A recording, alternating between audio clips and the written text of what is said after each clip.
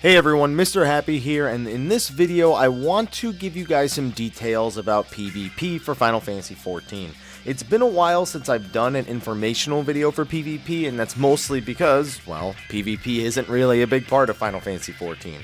But with the feast coming out, I figured I should probably do something a little more formal to answer all the common questions that I get about PvP, whether it be on my YouTube or my live stream.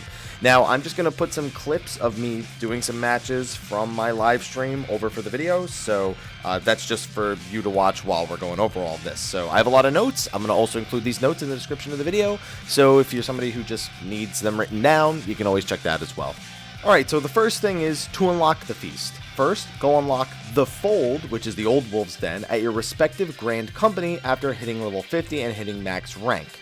Then, go to Mordona and speak to Alice at the bar to unlock the feast at level 60. Frontline zones can be unlocked at your Grand Company as well. Now, while Frontlines does have Grand Company affiliation in order to determine what team you are playing on, everything in the Wolf's Den does not, both the Fold and the Feast. But they do have restrictions on party composition. For 8-man, you must have 2 tanks, 2 healers, 2 range DPS, and 2 melee DPS. For 4-man, just cut those numbers in half. Now, since the feast is new, we'll talk about those queues for the most part. While you may still do the Fold occasionally, it is capped at level 50, so if you want to do level 60 PvP, the feast is really what we need to talk about. Now, there are 3 different queues for the feast: 8 vs 8, 4 vs 4 solo queue, and 4 vs 4 light party. For 8 vs 8, you can queue with up to 1 other person.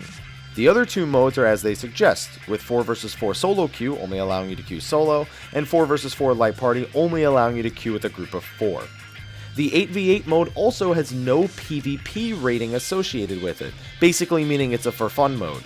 The 4 vs 4 modes each have their own rating system of bronze, silver, gold, platinum, and the highest skilled players will be placed in diamond. When you first start PvPing in the ranked modes, while working your way up to bronze, you cannot lose rating.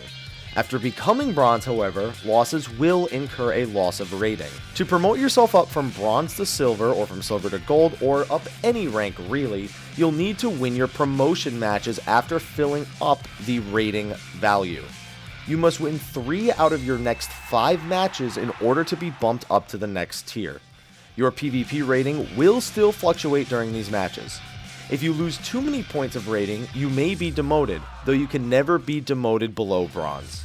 Once you've at least gotten into bronze, you can expect to be matched up against opponents near your rating.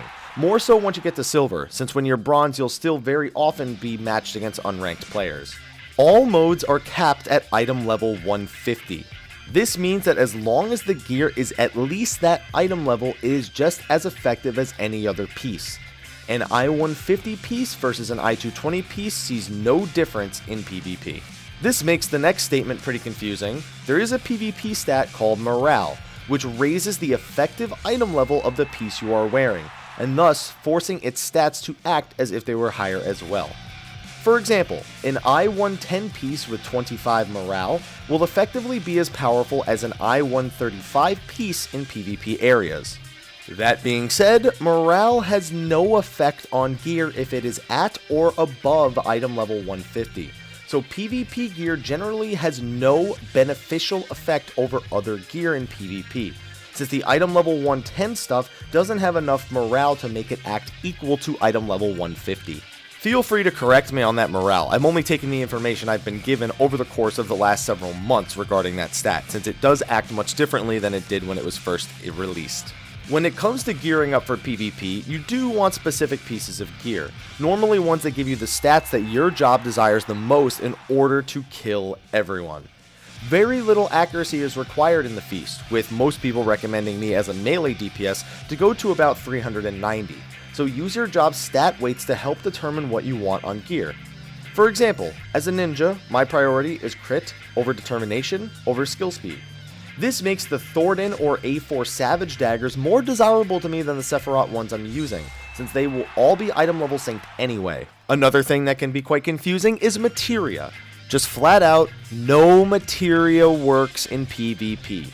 That includes both your standard melds you may have on your gear, as well as the PvP materia sold in the Wolf's Den.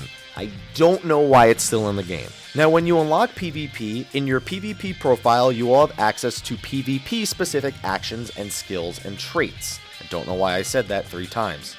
Anyway, this rank will start at rank 1, but you'll still have access to all of the skills that are there.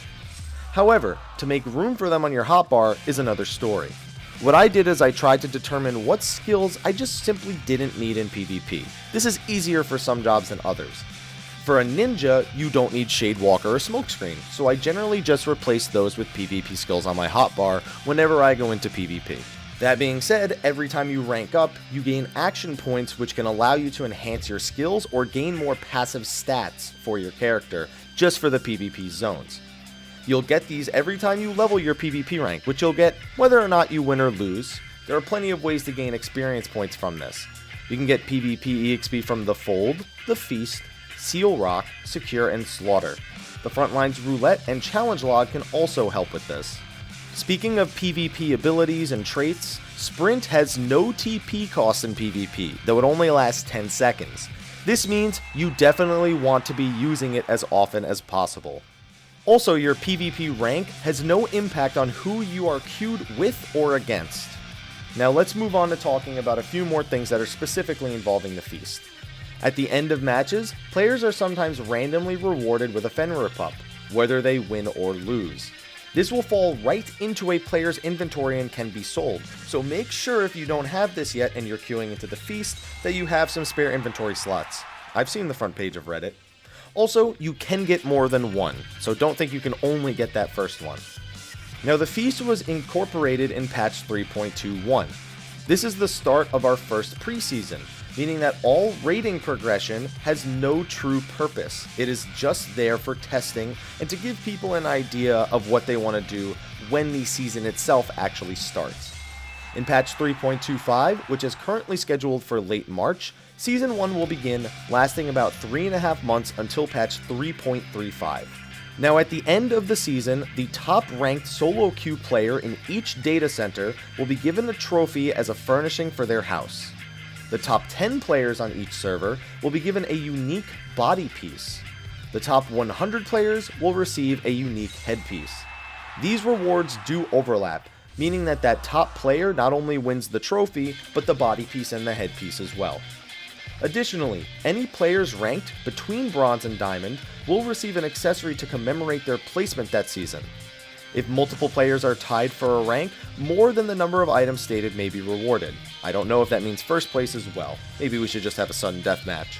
As it stands at the current moment, there are no seasonal rewards planned for party rankings. It is instead expected, with no confirmation by the way, that high-ranked light parties will be invited to participate in tournaments with different prizes. It's also very likely that they're afraid that people will attempt to win trade up to the top. Well, it's happened in the past. And looking at my notes, those are all of the things I have to say. Now, obviously, there are a lot of job-specific things involved in this. I will be making individual guides that involve different jobs in PvP and what they should be looking to do. So, if you're on the lookout for that, I especially have the Ninja and Scholar ones coming very soon. If you have any other tips or tricks that are along the lines of what I said in this video, be sure to put them in the comment section of the video below, and if you're looking for more tips and tricks, well, scroll down, you'll find them. Anyway, thank you for watching this video. Be sure to like, favorite, subscribe, and share, and stay tuned for more Final Fantasy XIV news, videos, guides, all that good stuff. Anyway, I'll see you guys in the next one. Until then, take care.